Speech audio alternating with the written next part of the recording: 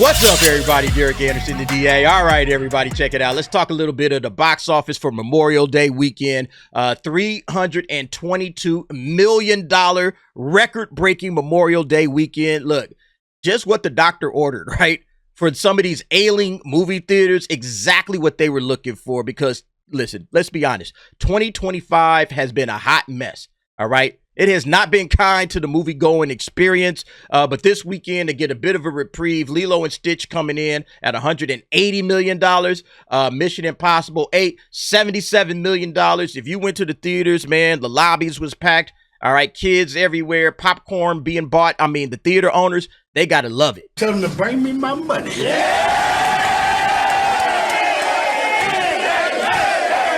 Like, up until this point, it was like, what, Minecraft? Like, Minecraft was the only movie that was really putting butts in seats like this, that was really popping off like this, you know, and you had to allow, like, little kids to come in and trash your theater in order for that to go down, right? Throwing popcorn all over the place and all of that kind of bullshit. Yeah, so they're happy just for some regular, normal fare to come to the theaters. They got to feel good about this. Now, look, let me say this before we get into the more. This is, once again, kind of an indication of this is what audiences are coming for, all right? Remakes. All right, we got a sequel here with Mission Impossible. This is what everybody's showing up to the theaters to see. And so when you wonder why the studios just keep doing remakes, reboots, sequels, prequels, spinoffs, why? Because of these numbers, all right? It's like, if you guys want them to change it, you got to change it. But I don't know. I think that this is kind of where we're locked in at, where all big movie weekends going forward are pretty much going to be highlighted by Lilo and Stitch like type movies, all right? Remakes. You know, major blockbusters, you know, stuff from Marvel. You're not going to see like the Barbenheimer. Remember Barbenheimer? Barbenheimer had a big weekend, a huge weekend. But those are two original movies, Barbie and Oppenheimer. Hadn't seen them before, all right? Barbie's based on the giant IP, but you understand what I'm saying. Like, you know, a movie that was original. And, you know, people came up, supported it, went out, flocked to the theaters and watched it. Yeah, you guys remember the 2024, the biggest movies from last year? What were they all? Sequel. I guess original, but also based on a giant IP, all right? Sequel or prequel. A sequel, all right?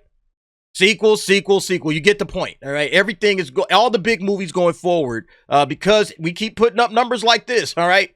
Listen, that's us. That's the audience. We put up numbers like this. We are telling studios, make more of this, and we will give you our money.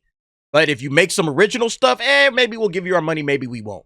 You know, Sinners is doing pretty solid. So, yeah, shout out to Sinners.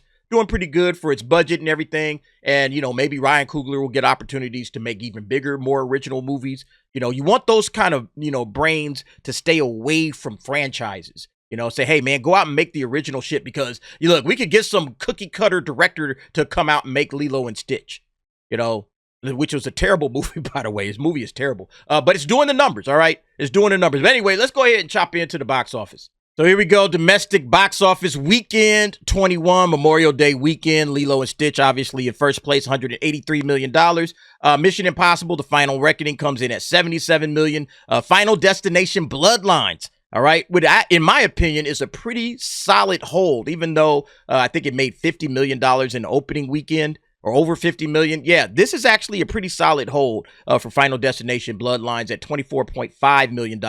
Thunderbolts still making money, still hanging in there at $11.6 million, but I think this is about it. It's going to drop off precipitously after this. And then finally, Sinners at $11.2 million rounds out the top five. Look, I think Thunderbolts definitely benefited from Lilo and Stitch, you know, because it brings people to the theaters. You know, a lot of walk-up traffic will walk up and say, all right, we're going to go see Lilo and Stitch. And then it's like, oh, shoot, Lilo and Stitch is sold out. Like, every seat is gone. All right, what is next? Well, you know what? I haven't seen Thunderbolts. You know, a lot of people haven't seen Thunderbolts, clearly. And so they say, well, let's go and watch Thunderbolts instead. All right, so Thunderbolts benefits from Lilo and Stitch being in theaters and a lot of push for walk-up traffic because people are already at the theater. Well, shit, my movie is out. You know, I ain't going to wait around till like 9 o'clock or whatever to watch the second showing. So, yeah, let me just go and check out Thunderbolts. All right, that's what we used to do back in the day. You know, we would walk up to see a movie. That movie was sold out. All right, what else is out there? You know, And I think in a lot of ways, maybe Sinners, Final Destination, Bloodlines maybe benefited somewhat from Mission Impossible. Not as much.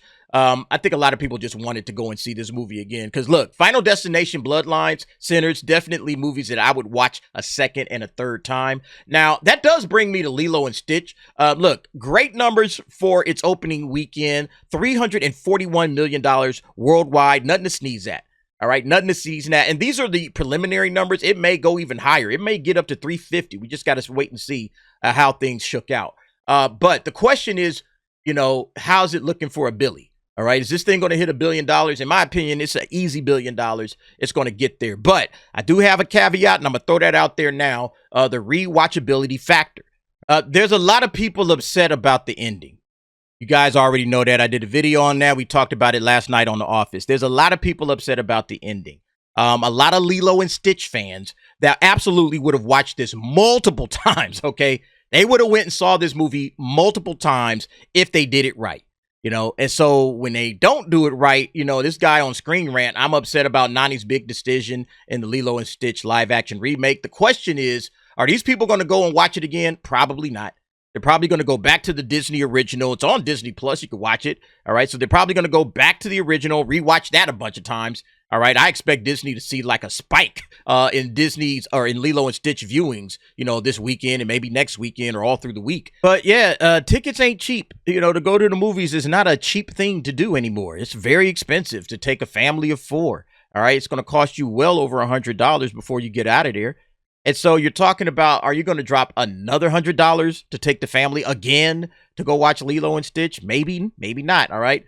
A lot of the Disney adults, they'll probably go and see it again, especially if they like the way this movie ended. And listen, if you like the way the movie ended, hey, hats off to you. I'm glad you enjoyed it. I'm glad you had a good time with the movie. I personally did not. All right. Lilo and Stitch was a movie I took my kids to. It was a movie that we watched, a few times when, I was raising my younger kids, all right? My older kids, I should say. My older kids loved it. They watched it. They talked about it. We had the toys, the dolls, blah, blah, blah, blah, blah, okay? All right, my kids are all up in age now. They probably ain't even tripping off of it because they're like, I wasn't going to go see it no way because they don't really go to the movies like that. But at the end of the day, does it have the rewatchability factor for a lot of these hardcore Lilo and Stitch fans to go and see this movie multiple times? I'm going to guess no. So it's really going to be dependent upon the general audience that really ain't connected to the Lilo and Stitch franchise like that. And they're just like, all right, cool. Hey, we're just going to go and watch it because it's something for the kids to do. And they'll probably watch it once. It'll be a one and done for a lot of people. And then that's that. But I do think there's probably enough people out there that this movie has the interest to say, hey, let's go and watch this movie. All right. And it'll probably hit $1 billion.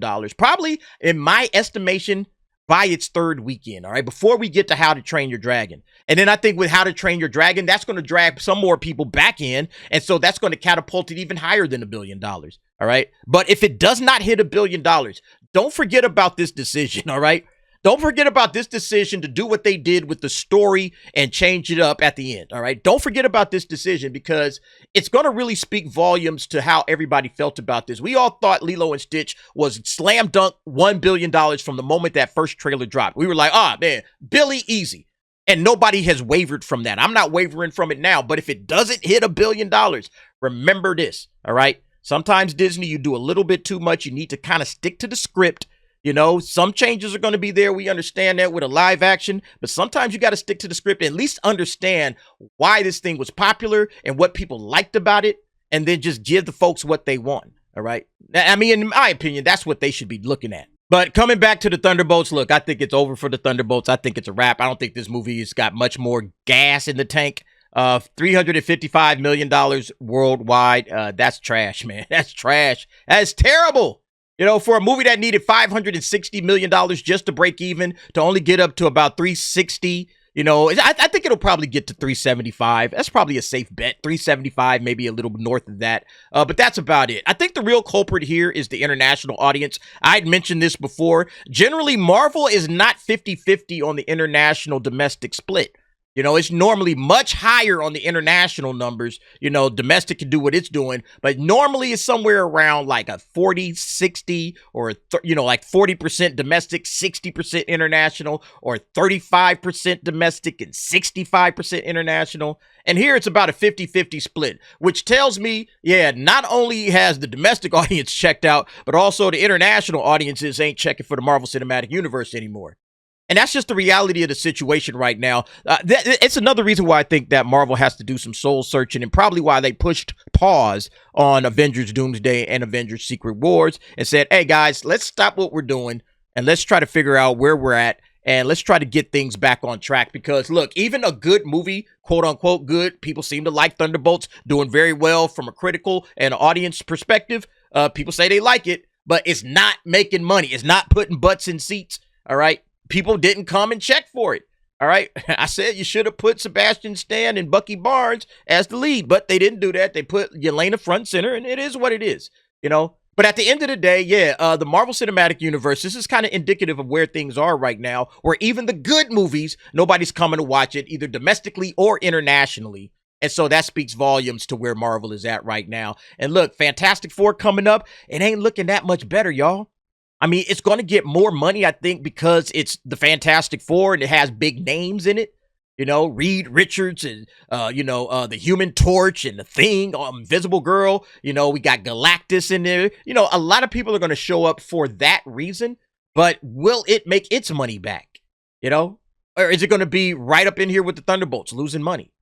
That's the question. I don't think it hits $1 billion at all, just based on what I've seen from the marketing. And then also Pedro Pascal and his rainbow rod licking antics. I don't think any of this is good for the Marvel Cinematic Universe. But yeah, Thunderbolts is kind of indicative of where things are. We'll see what happens. Anyway, you guys let me know what y'all think about the box office this week. Hey, look, it was good. All right. You got to give them credit over here. Did a really good job with Lilo and Stitch. Again, that's all marketing. In my opinion, the marketing was phenomenal. All right, they found the perfect property to do a live action remake for at just the right time. People were waiting for something like this. It hit the right notes for enough people, I guess, because, you know, audiences are enjoying it.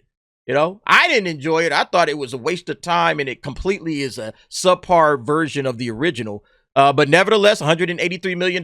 Hey, you know, you can't sneeze at that. But anyway, y'all let me know what y'all think about this. Go ahead, jump down in the comments. Give me your thoughts and opinions on that. Thanks for watching. See you next time.